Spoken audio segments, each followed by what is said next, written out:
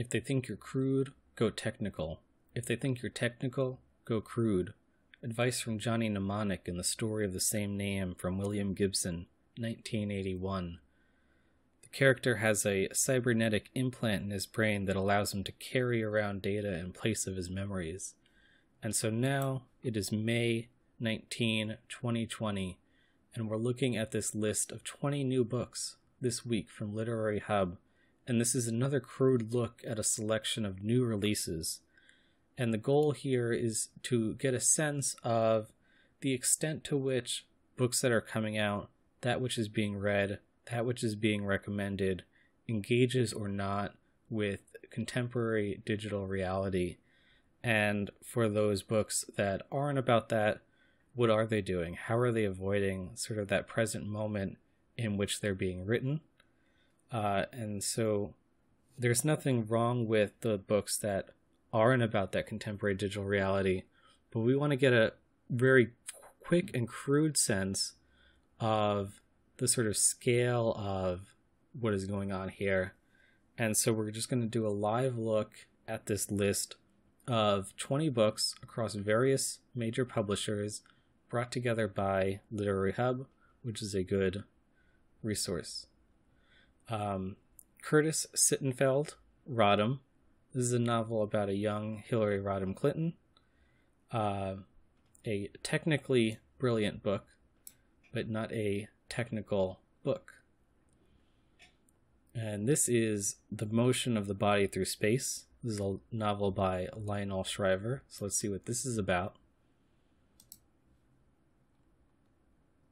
It is a send-up of today's cult of exercise, which not only encourages better health, but now, like all religions, also seems to promise meaning, social superiority, and eternal life. An aging husband's sudden obsession with extreme sport makes him unbearable.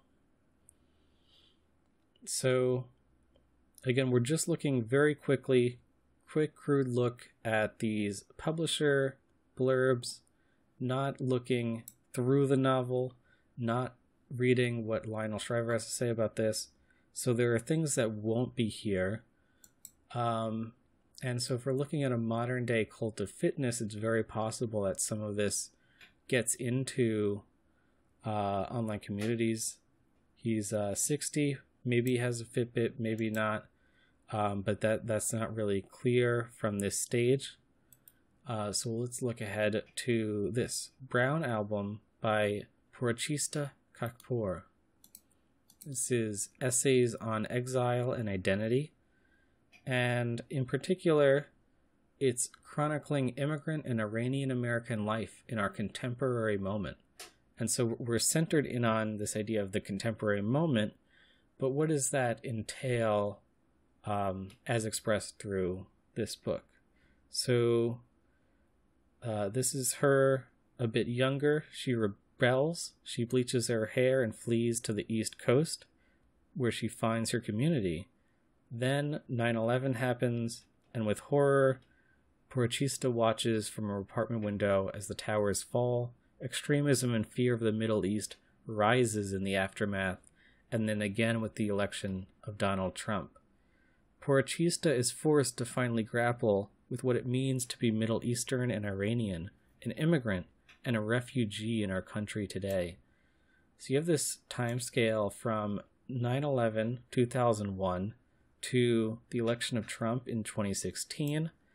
And one of the, besides just the general fact of the prominence of digital life in that time span, one of the major things that comes out of this sense of fear of the Middle East is this ramped up surveillance state, which in particular is used against these sorts of communities. That's the sort of justification, is that you have this terrorist threat, so you have to keep an eye on people in the Middle East, which gets extended into, people from the Middle East in America, which we later find becomes all Americans are under this sort of thumb of surveillance.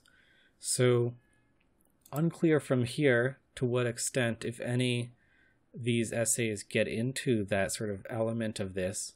but that is certainly a possibility, something to look into. Then we have Stray. This is a memoir for Stephanie Donler. And so, memoirs can very easily be about the digital age. There's been plenty of those so far. You have decades to look back on at this point. But this, probably not. It is a memoir of growing up in a family shattered by lies and addiction, and one woman's attempts to find a life beyond the limits of her past. So you have a mother disabled by alcoholism, father who had abandoned the family and is now a meth addict, and so a lot going on, very possibly lucid and honest as described here, but not what we are looking for right now. So Drifts is a novel by Kate Zambarino. And so let's see what's going on here. It is an intimate portrait of reading, writing, and creative obsession. The character is at work on a novel that is overdue, spending long days walking neighborhood streets with her restless terrier, so going out into what is known as meat space, corresponding ardently with fellow writers. So you have presumably this is related, so this is in-person socialization, not virtual. The narrator grows obsessed with the challenge of writing the present tense, of capturing time itself, which is an interesting premise in relation to what we're thinking about here, which is in fact this challenge of writing the present tense, wherein we define the present tense right now for a 2020 release as very broadly the digital era, which has encompassed the past several decades by now. And so she haunts bookstores and galleries, so again, meat space, and records her thoughts in a yellow notebook that soon subsumes her work on the novel. And this is something I talked about actually in the last video of this Crude overview of new releases, where you have all these possibilities of digital writing, digital documentation, but there's something just appealing about having a character working with a physical notebook. There's something just sort of you can write about that's perhaps more interesting. Then we go on. The Ballot of Songbirds and Snakes. This is a Hunger Games novel. So unless this is shooting ahead substantially, this is not really quite what we're looking for. These Women by Ivy Bachoda. See what's going on here. This is a novel. And so it is about women on the corner, women in the club, women who won't stop asking questions. And so you have this cast of characters who are in all sorts of precarious positions, unsolved murders, crime, all sorts of excitement, but presumably not much going on online. Then we have this book, The Price of Peace. This is about the economist Keynes. Not what we're looking for. Latitudes of Longing by Shubhangi Swarup. This is, again, a novel. And so this is genre-wise what we're looking for.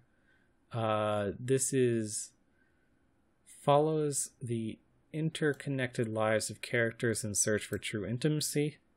And so it follows a scientist, a geologist, octogenarian lovers, a mother, and a yeti, a turtle, and the ghost of an evaporated ocean, as restless as the continents. And so this is interesting because it's getting into this idea of interconnected lives globally.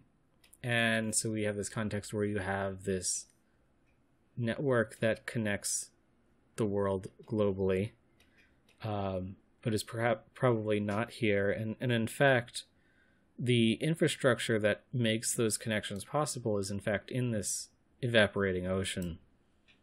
So that is something that would be perhaps interesting in this context, but is perhaps not there.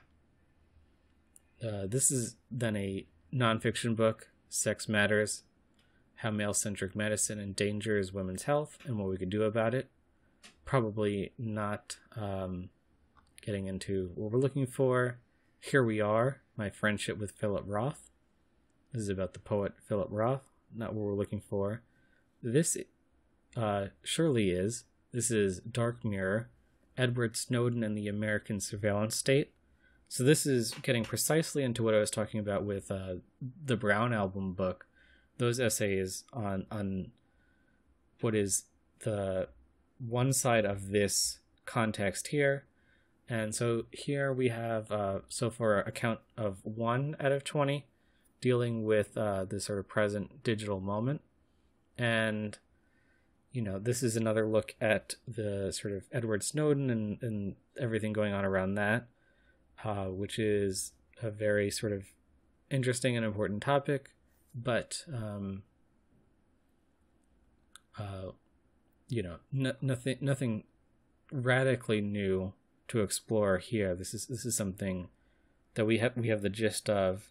It's not really revealing anything new, but I would assume getting into some new information, some way of really contextualizing it, something to look into, this one. Boys of Alabama. Let's see what this is about. This is a novel by Genevieve Hudson. It is an LGBTQ book that will change the literary landscape in 2020. And it is a gripping, uncanny, and queer exploration of being a boy in America, presumably specifically Alabama, told with detail that dazzles and disturbs. So one thing that might be going on here is an exploration of sort of online communities around this. And, you know, in particular, if this focuses on Alabama, you could have sort of small town life, and then you have this online world as a sort of alternative space to that. But I suspect that's not what's going on here. So going back to the list, you have Maggie Doherty's The Equivalents. And so you see it's a story of female friendship and liberation in the 1960s. So you see the timeline. It's immediately not in our present moment, which is fine. It's focusing on its own subject. That's all well and good.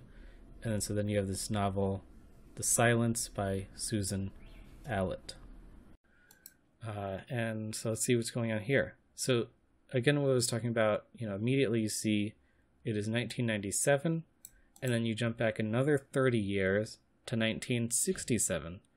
And so this is something that happens a lot in contemporary fiction, where you look back at the knowable past and you write in these sorts of eras, the 90s and the 60s, that are well known. There's a lot you can research into them in terms of both just sort of concrete details and the sort of spirit of the age.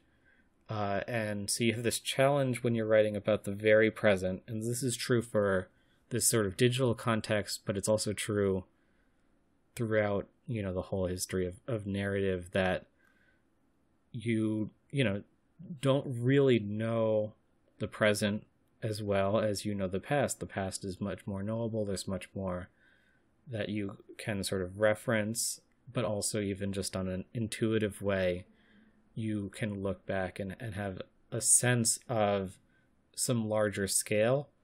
But for the present, you have all of these blind spots going on. Then we look at Sons of the Waves by Stephen Taylor. This is the common seaman in the heroic voyage of sail.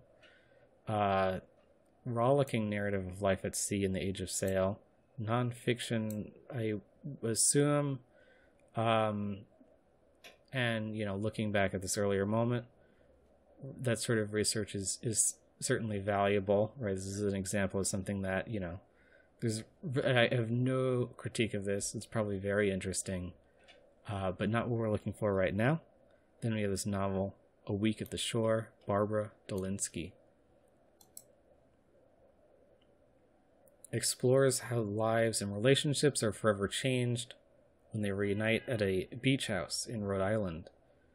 And they discover the role that love and memory plays in defining their lives.